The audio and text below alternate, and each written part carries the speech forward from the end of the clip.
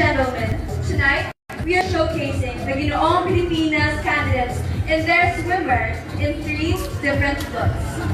Are you ready to see them? Again, I want to hear the enthusiasm. Are you ready to see them? Yes! Alright, I will not keep you waiting. Let's start the swimwear competition with Ginoong number 1. Ginoong Mandaluyong, Mr. Albert Craig. He's 18 years old and stands 5'8" tall. He is currently in senior high school in a basketball varsity member. Again, Ginoong Mandaluyong, Mr.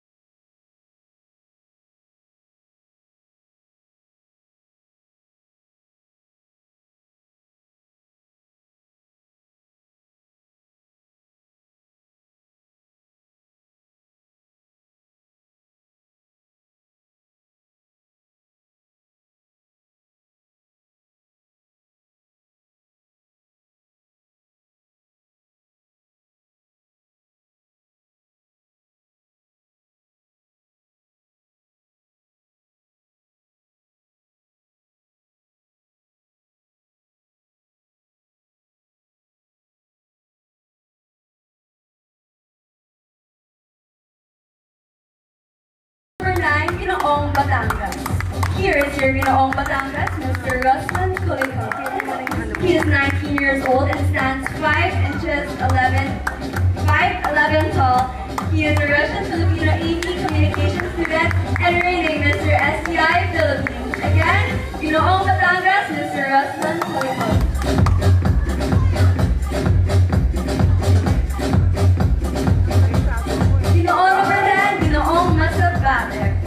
Here's your Ginoong Masbate, Mr. Lorenzo Isip.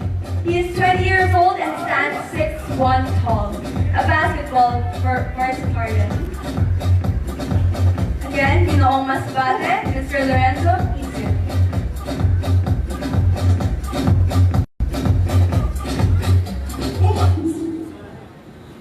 Ginoong 11, Ginoong Cebu. Presenting Ginoong Cebu, Mr. Eric Visser. He's a Phil-Dutch, 21 years old, and stands 6 feet 3 inches and a licensed private pilot.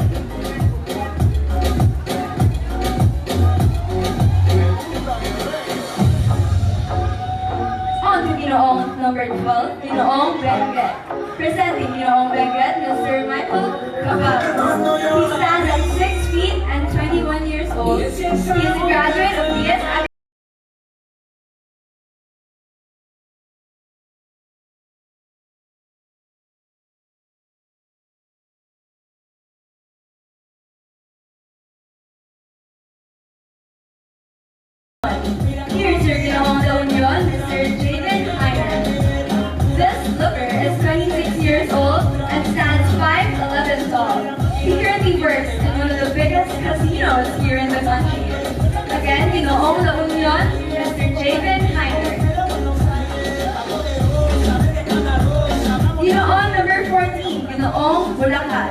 Presenting your Ginoong Bulacan, Mr. Yusef Abdallah.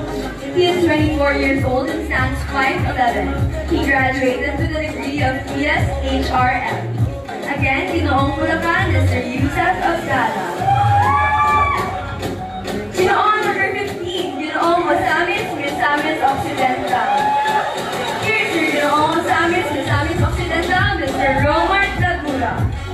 He is 28 years old and stands 5'10", finished a BSHRM degree and currently owns a pension house and a bar.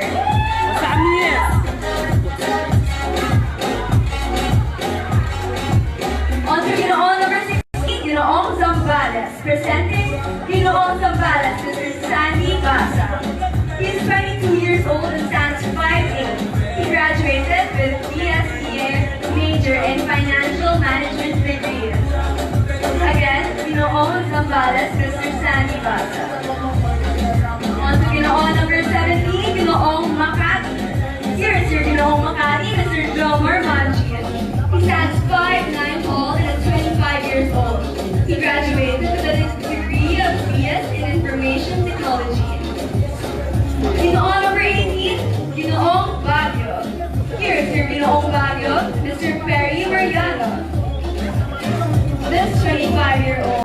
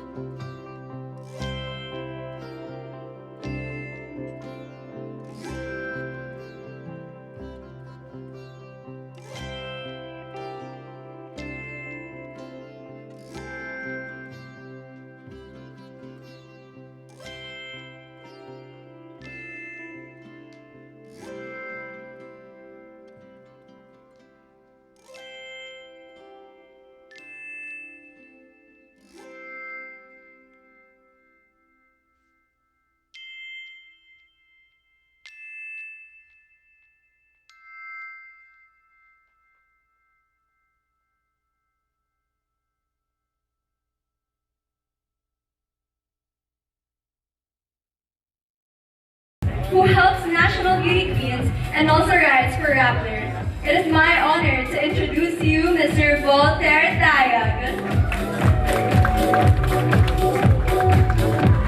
So our fourth judge for tonight is Amir S. Gamama, Certified Public Accountant, U.S.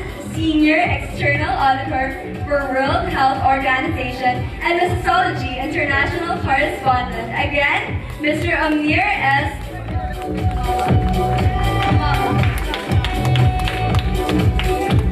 Our fifth and final judge for tonight is Levi San Luis. Levi is a pharmacist by profession. He produced Marion, a film that was featured in Hollywood, and now the revenue manager of Coro Hotel. Again, Mr. Levi San Luis.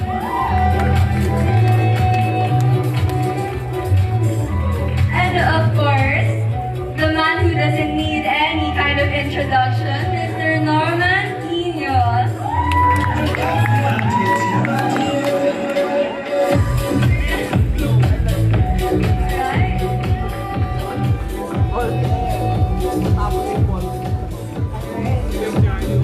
Are you guys excited to see the second look for tonight? I really didn't expect them to look this. So, I mean, I would like to know, Sana, what Tito Voltaire thinks about the candidates. Tito, would you like to share some thoughts? Any? How we extend the time? So I think the candidates are really amazing this year. We got a chance to get to know them. So they're really a lot more than abs and a lot more than just being beautiful on the outside. A lot of them actually have stories to tell, and a lot of them are accomplished. And each one of them have dreams that they're all trying to achieve. And even at their young age, they all have good hearts. Very well said, Tito Voltaire. You, Tito Norman, do you have anything to say about our Ginoong Pilipinas candidates? My judging panel did not fall on the floor, so I think I can very well say that. No, that the candidates this year, we've also done their personal interviews, and just like what Voltaire said, they have a lot of stories to tell. And if you really get to know them better, you can see that the competition this year will be very tough.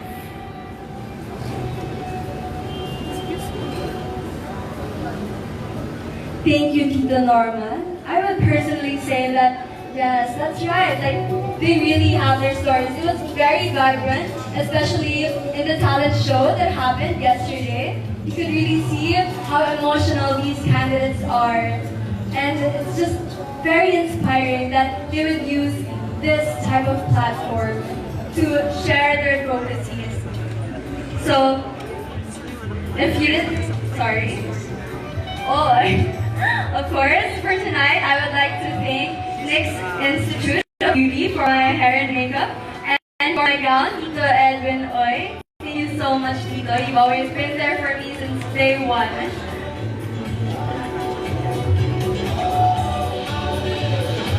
Oh, and yes, I would like to acknowledge Mr. Gerald Ortiz. He's finally arrived in the building, guys. He was actually the owner of the first ever pageant that I've ever joined. It's really nice to see you again, Tito. Alright, are the boys ready? Alright, the boys are ready.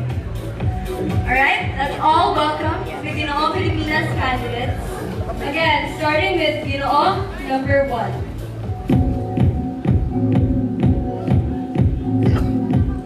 Ginoong Mandaluyong, Mr. Albert Green.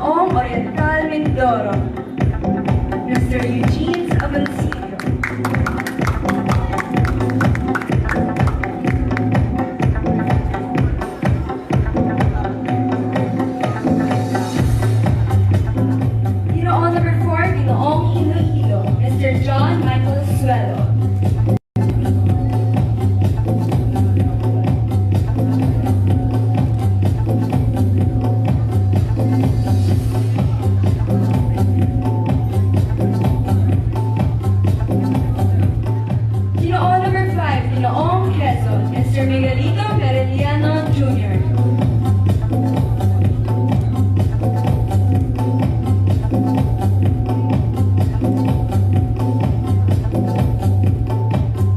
Ginoong number 6, Ginoong Taguig, Mr. Kenneth Arellano.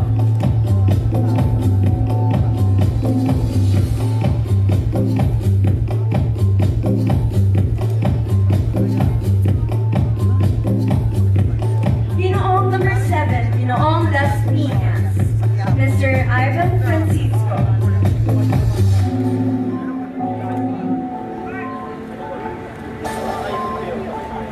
Ginoong number 8, Ginoong Cavite, Mr. Clark Cordonica.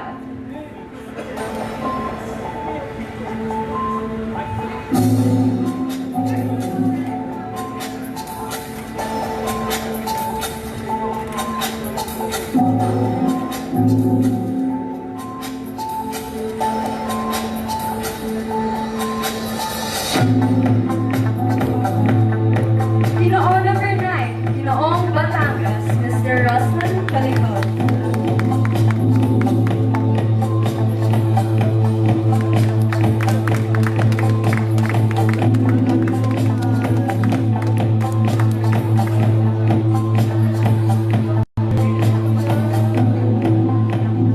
Ginoong number 10, Ginoong Masbal, Mr. Lorenzo Isi.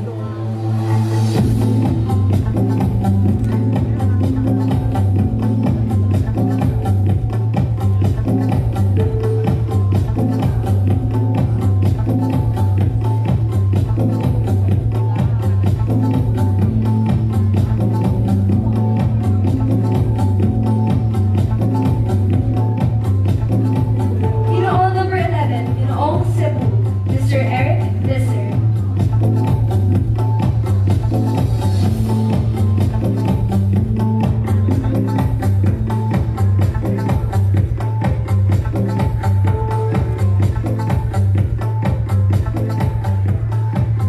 Ginoong number 12, Ginoong Benguet, Mr. Michael Cavaros.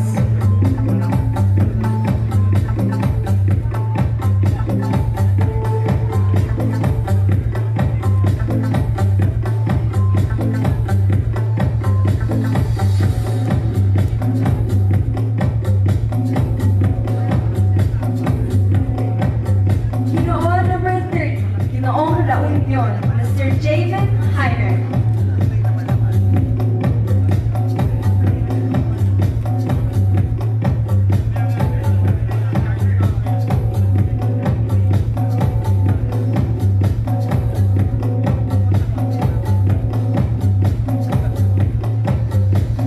Ginoong number 14, Ginoong Bulacan, Mr. Yusuf Abdallah.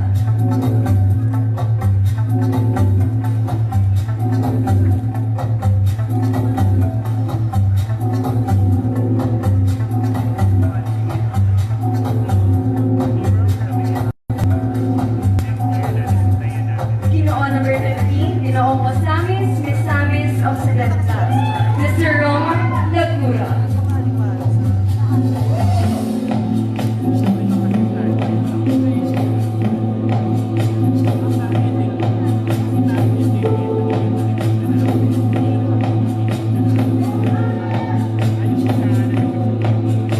Ginoong number 16, Ginoong Zambales.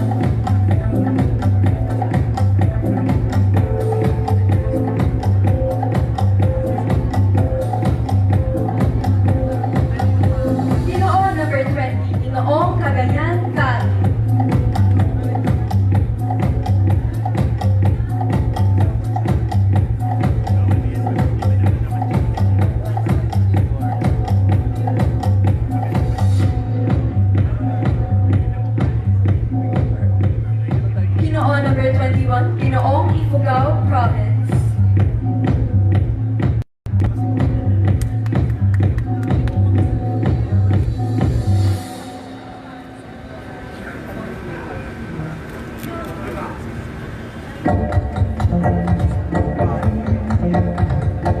Ginoong number 22, Ginoong Pampanga.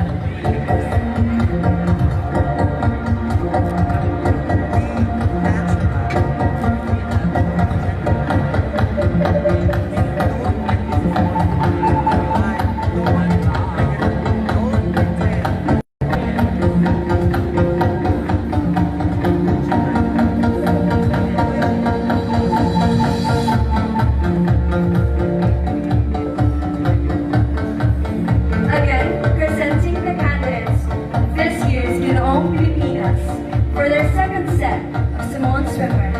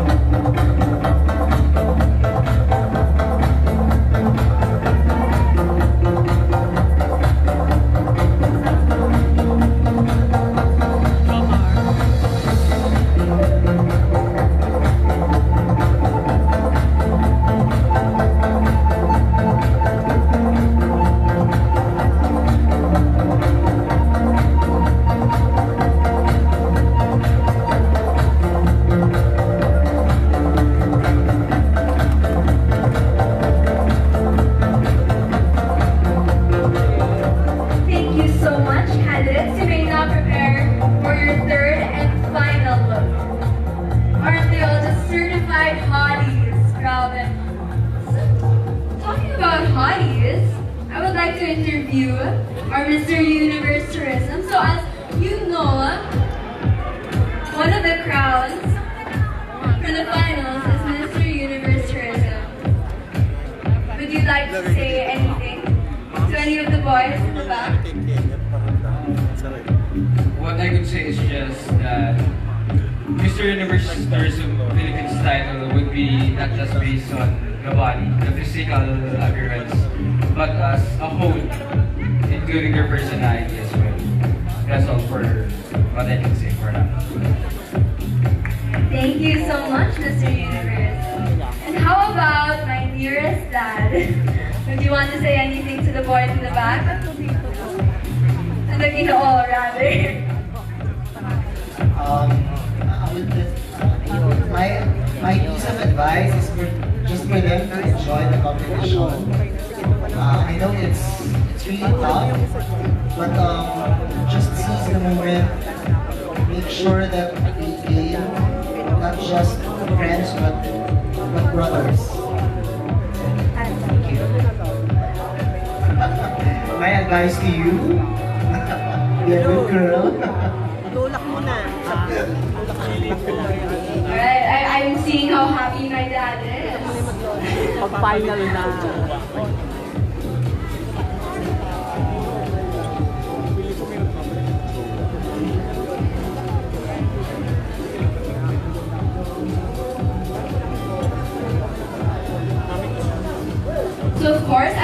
invite all of you to the formal wear competition tomorrow at the lobby of Coro Hotel at 7:30 p.m. Of course, I would like to invite you also to the Grand Coronation Night on October 27th. I would also like to remind you that voting lines for text votes are still open. Vote now for whoever tops the list will automatically join the semi-finals during the Coronation Night. Also, tickets are now on sale for the Coronation Night on October 27th, this coming Sunday at 7 p.m. in the Carlos P. Romulo Auditorium.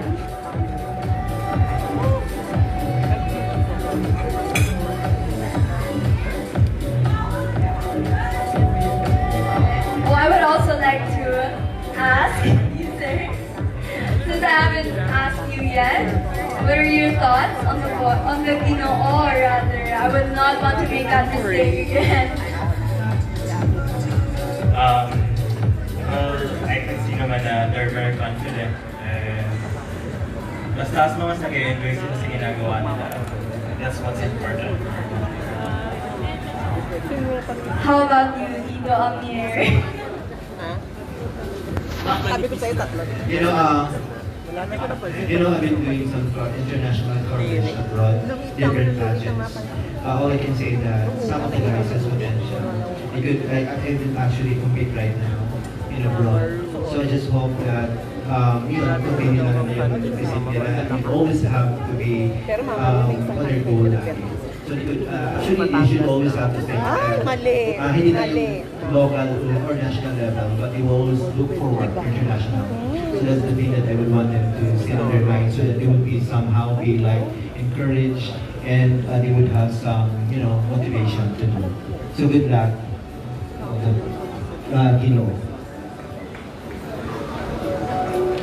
Alright, thank you so much, Tito Amir. So I think that the boys are now ready to come out for their third look. June. Are they? Alright. Welcoming again, presenting the Ginoong Pilipinas candidates, starting with Ginoong number 1, Ginoong Mandaluyong.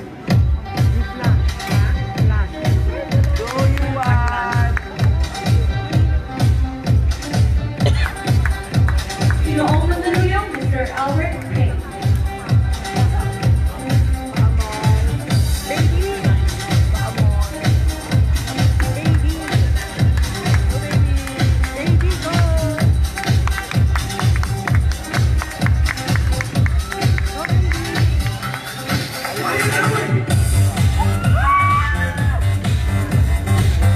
Ginoong number 2, Ginoong Caloocan, Mr. Jasper Serra Jose.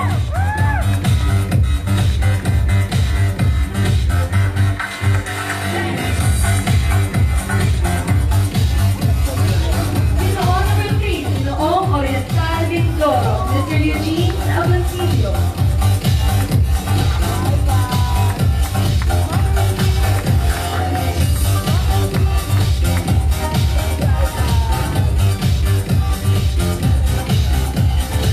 Ginoong number 4, Ginoong Iloilo, Mr. John Michael Suero.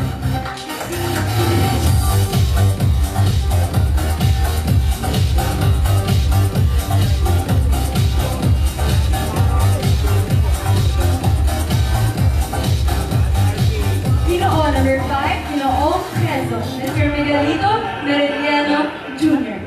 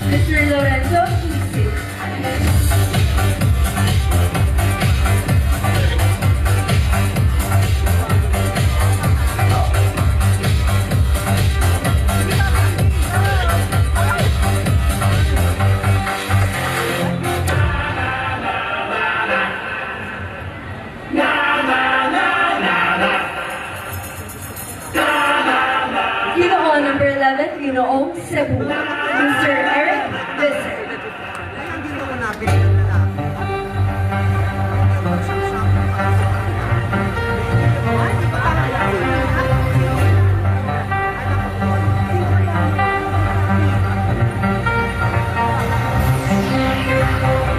Ginoong number 12, Ginoong Benguet, Mr. Michael Caballos.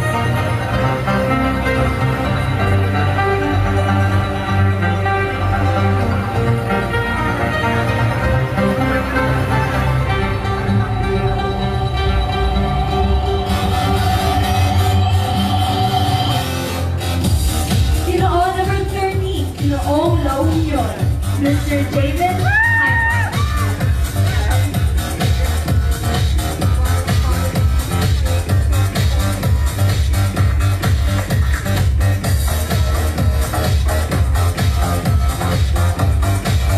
Ginoong number 14, Ginoong Bulacan, Mr. Yusuf Abdallah.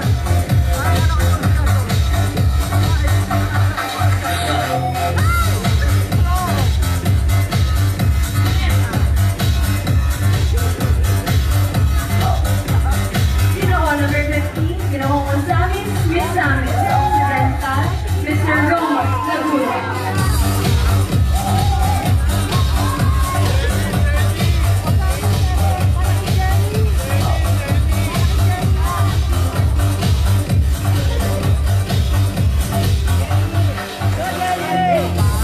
Ginoong number 16, Ginoong Zambales, Mr. Sandy Baza.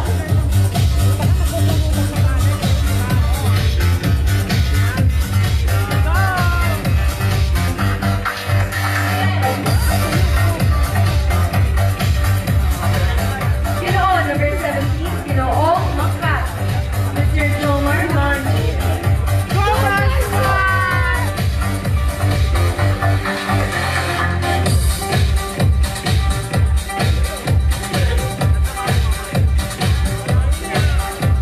Ginoong number 8, Ginoong Baguio, Mr. Ferry Mariano.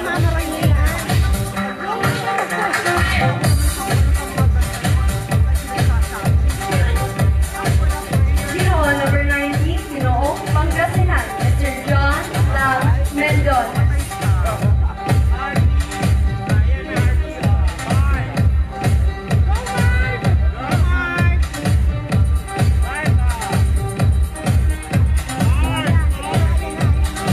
Ginoong number 20, Ginoong Cagayan de Mr. Jordan Sibaluga.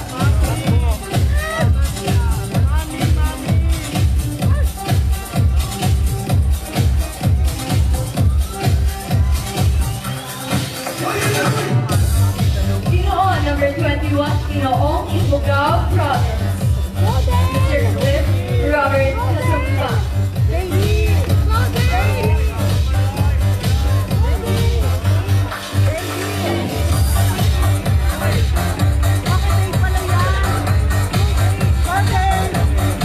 Ginoong number 22, Ginoong Pampanga, Mr. Albert.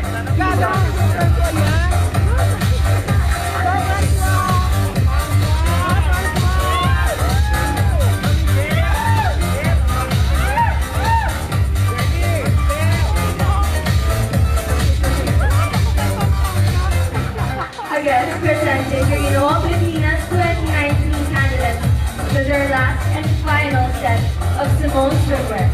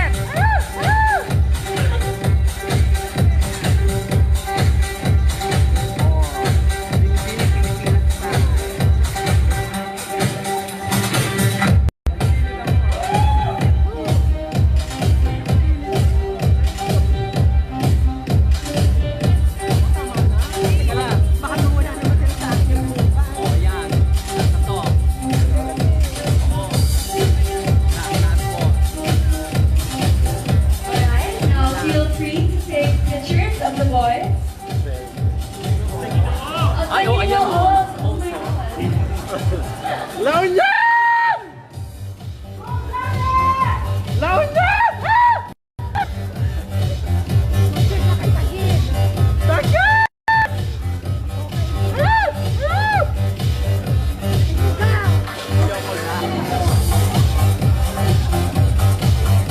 Now we will just be waiting for the results, which will be announced on the final. Gagayan!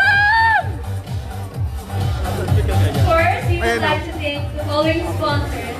Without them, tonight wouldn't have been possible. We would like to thank the following: NYX Institute of Beauty, official hair and makeup artist; Coro Hotel, Ginoong Pilipinas 2019 official residence; NYX Institute of Beauty Studios, All Corners Cowork, Advo Travel, Elysium Creative Center, XL Eats, International Travelers Medical Center, and Uniboosters, the medical clinic. And of course, to our director for tonight and overall manager, Mr. Kimbo. I would say that was quite a successful show.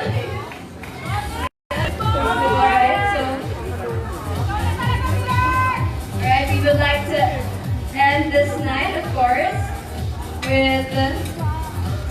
without a word from Mr. Manik Sanabe. Would I please invite him? Can I please invite him here with me?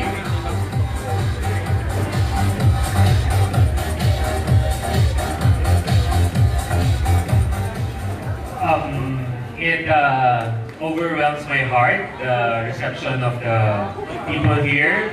Again, from Borgia Entertainment Ventures, I would like to thank everybody who came for the swimwear competition, to the judges, to our reigning king, Kelvin Aguilan, from coming down from Baguio, and you know, he's working as a nurse in DSWD, and you know, it's hard for him to take out from work, but pinagbigyan tayo. Maraming salamat. I would also like to acknowledge our dear friend, si Kuya Gerald Ortiz, who is a very seasoned politician. He is the first pageant that my daughter has ever joined. And of course, the handlers, kay Mama Ru, kay Archie Gray, sa mga vision directors pala, kay Archie Gray, kay Bong, kay Jay, sino ba nakakalimutan ko? Si Dexter Alasa, who flew all the way from Cebu. Maraming salamat. We really appreciate it to all the other guests who came. Maraming salamat to the press, especially Norman Tino, who's been helping us ever since year 1. Thank you very much to Miss Sociology, Amir Emir. I hope our body would happen again. And Walter Tayag. And of course, Gilbert Sancha for coming over. I know maraming pageant na nangyayari ngayong gabi. And I'm very thankful that you guys are here. And I would like to congratulate the winner of the inaugural Gentleman of the World, our very own Mark Avila, who just won last night in Manado, Indonesia. He'll be flying in tomorrow morning. I think lunchtime he'll be here. So he'll come straight here. So he'll be here during the formal wear and the national costume wear. And also we'd like to congratulate our alumna from Miss Teen Tourism Philippines, Miss Roan Tamundong. She's now Binibining, Quezon City. So, congratulations to the two of them, and I hope this will be a great start for Borgia Entertainment. And we hope to get more crowns in the future. And again, thank you very much to Coro Hotel, Sir Brian, Sir Levi, SSC Irish. Yeah. Irish, thank you very much for having us. This is such a wonderful experience for everyone, and walang masabi ang mga candidates. Your guys are very accommodating, and of course, si Sir Brian and Sir Levi. Maraming salamat po, and I hope you get to party. I'm sure the candidates, I think they'll mingle with the rest of the guests.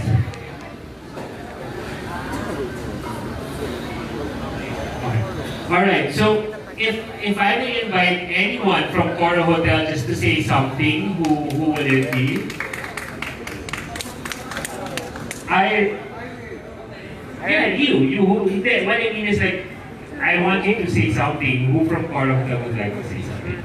I would require. All right, the Director of Sales and Marketing, Irish Carrion.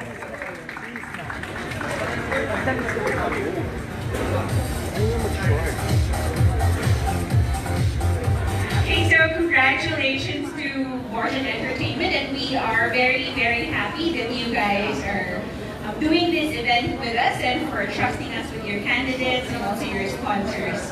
And also thank you for everyone who came here. Please order more and yeah, follow us on Facebook and on Instagram. And if you have any questions, you can always come here, contact me or any of my team. And congratulations also in advance for this Sunday. Thank you.